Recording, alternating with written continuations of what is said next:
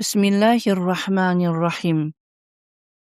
وفي صباح يوم الاثنين اللهم استودعتك أولادي فأنت عالم بسرائرهم فأصلحها وعالم بحوائجهم فأقضيها اللهم هب لهم قلوبا آمنة مطمئنة لا يؤذيها بلاء الدنيا اللهم اغمر بيوتهم وحياتهم بالبركة والستر والأمن والأمان والاستقرار اللهم أعطيهم خير الأقدار واكفيهم شرها واجعلهم قرة عين لي واحفظهم بحفظك الذي لا يرام واجعلهم من عبادك الصالحين المصلحين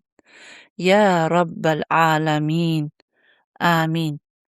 Bismillahirrahmanirrahim.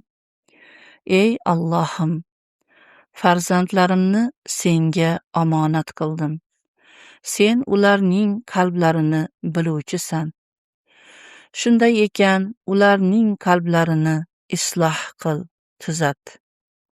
Ey Allohim, ularga xotirjam, amin qalblarni berki, dunyo balolari ularga ozor bera olmasin.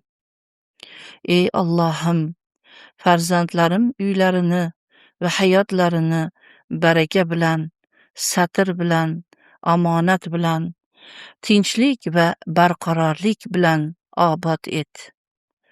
Ey Allohim, ularga eng yaxshi taqdirlarni ato et va yomon taqdirlardan ularga kifoya qil.